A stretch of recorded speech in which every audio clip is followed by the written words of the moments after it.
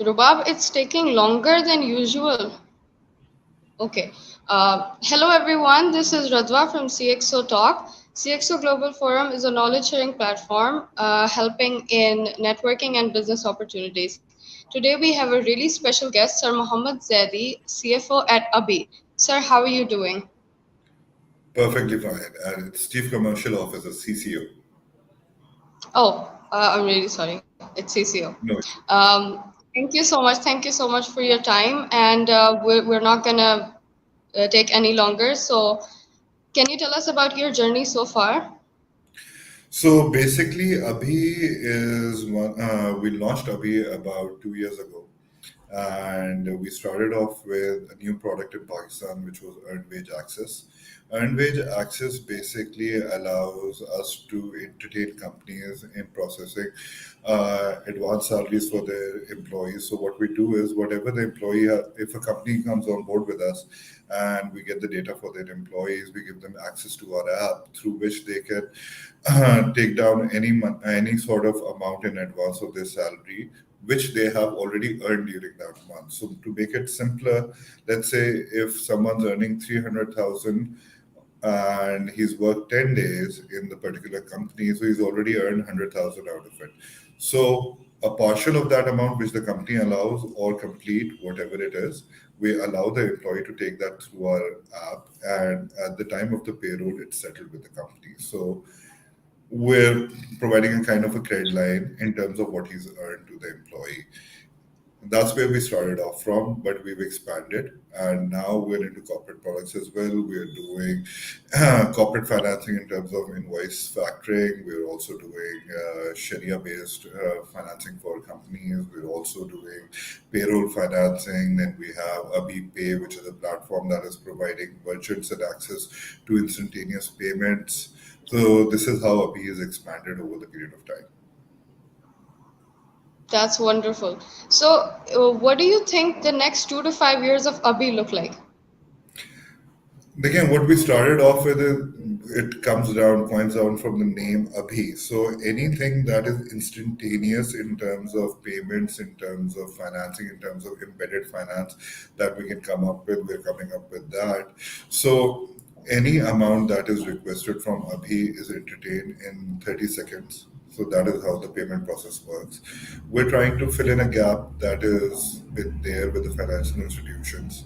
And as a fintech, we're trying to bring sort of an ease in terms of payment, in terms of access of funds for employees and corporates and merchants, whoever it might be, different target audiences. But our target is to provide them with funding through which they can scale their business or look after their regular needs in terms of family needs, in terms of their personal needs, and they wouldn't have to go through the process of asking anyone for money if they have something. Because what we're doing over here with corporates as well is basically if they have a pending order with someone, if they've already serviced it and the payments not come through for them, so we make that cash available for them so that they can expand till the time that payment is pending, and we let them use those funds, and when the payment is through, we receive it from the vendor at that point in time. So that is how it's done. So there's a longer process to it. With every product has its own mechanics around it, but the whole process is to provide instantaneous funds for people so that they can counter the needs that they are there in terms of either personal or business needs that are there. Wonderful. So, uh, so with the way you're telling about everything, I'm guessing you're a workaholic, right? So when we started off this company, we were around 8 to 9 people, and now we've grown up to close to 96, 97. And the company has expanded really well in the last 2 years. There's a lot of effort, not just me, but all the people in the company have put in their heart and soul behind this company to build it up into what it is today. And that's the kind of passionate people we're looking for to take this company forward. So how do you manage work-life balance? So it's simple thing. In initial phase, we all know there's a lot of hard work that needs to go in to build something that you are trying to at that point in time, and especially with a company like ABHI, which is a completely new concept in Pakistan, which has not been done. This product has never been introduced. This concept, this idea has never been brought into Pakistan. So it's not just building this company up or building the products up, it's also selling the idea to the people and actually making them understand how the product helps them over a period of time. Let it be individual, let it be corporates. So it that required a lot of hard work. But on the other hand, your family has to support you. They have to be supportive enough for you to actually put in that extra time over here so that you can build something up, and then gradually starts to become better over a period of time. But the initial phase is always hard. That's true. That's true. So, in your opinion, what are the key qualities and key attributes that make a good leader in today's world? So you have to be understanding enough. You have to have a good team. You need to understand the key strengths of your employees. You need to understand how you can use their key strengths in the right areas and utilize them to the best of their efforts. You need to find the right resources for the right job and also motivate them enough to be involved to actually execute. So at ABHI, the culture is very important to us. We have a very young team that's been working with us. We have mature people as well who spend a lot of time in the industry to give them direction. But we also have majority of us are very young who are working with us over here, and we understand that they come from a different generation altogether. So we've tried to create a good blend between them and create a better working environment for everyone, and that has been a key success factor for us over here. That's wonderful. That sounds like the wonderful, the best environment ever. So, how do So you yeah, I would just like to add in something that it's a mix of the people. So you need to have the right experience in from people who are coming from a background who've really put in work in different organizations, who understand the norm, and then you need to have those energetic young people who have the energy to drive it. So a mix of these two actually create a very good synergy if you can hit the right target on that. that's true. That's true. So, how do you unwind after work? Do you have any hobbies? Everybody has their own way of doing it, I guess, in the team. But in my case, it would rather be with my children, spending time with them, spending time with my family. That's the best way to unwind. And then you have your own circle of friends where you unwind with them. So that takes you away for a bit from work, that relieves you, and then you're ready to come back again the next day. That's the best way to energize. So, how do you manage, you know, critical situations in the team? When there's a clash in opinions or something like that.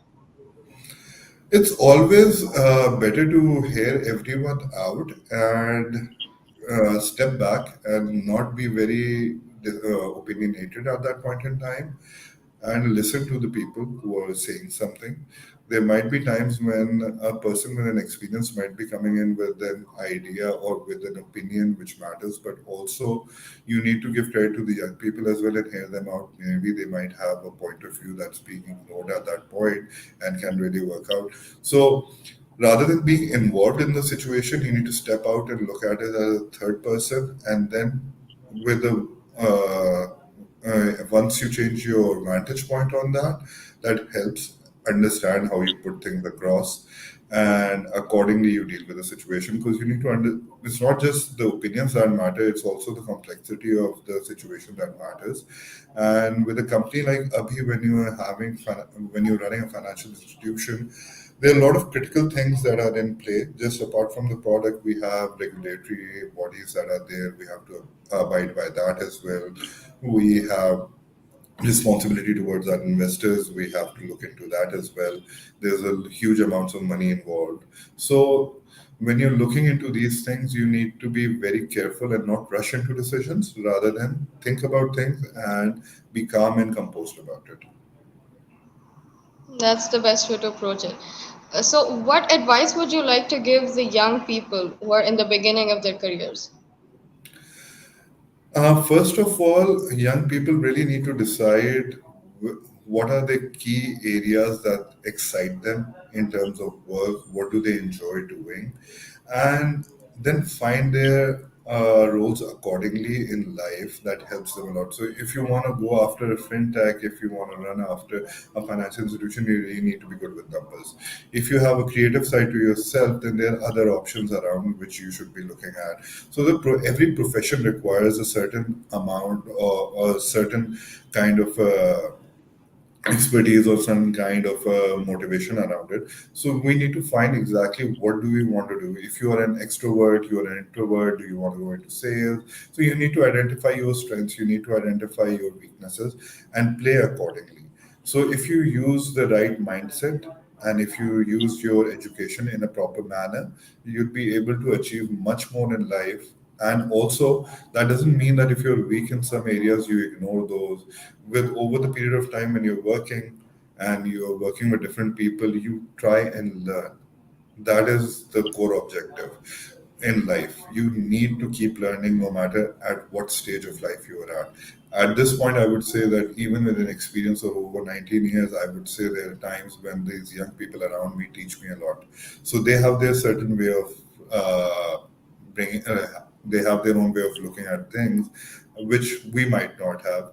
So if you have that tunnel vision and if you keep concentrating on that, then you lose your objective and you keep running in one direction. You really need to look around, learn from people, take in as much as you can, and that actually brings in your growth. There are two sort of growths that are involved. One is your professional growth, which comes in with the hard work, but then there needs to be a personal growth that needs to happen over a period of time, and that is what really needs to be looked in. And every individual needs to start thinking about the fact that how do they grow personally over a period of time rather than just professionally. That's true. That's wonderful. So, I think we're getting to the end. So, I have a question for you. What do you think about the utility of forum like CXO Forum? Sorry, I couldn't hear you. Could you repeat the question again? Yeah. What do you think about the utility of CXO Forum? Such forums would bring the would connect people, create a network with people who would be able to help each other grow within their tasks. So we all need to scale in terms of businesses, in terms of personal growth as well. And for that, we need to create the right kind of networking that's there. And collaboration is the way to go forward. Everybody cannot be doing everything. So you need to identify what you can do and how you can use your network, different people around you to grow your own personally as well and professionally as well, and use that strength. And forums like these, if they're utilized in the right manner and get the right kind of audience on board, you're always able to create better synergies. And that's how that is something that needs to be looked at, because in Pakistan, in a country like ours, such forums are actually missing. They aren't there and never been developed over a period of time. That's wonderful. Thank you so much. And thank you for your time. It was wonderful talking to you and have a great day. Thank you so much.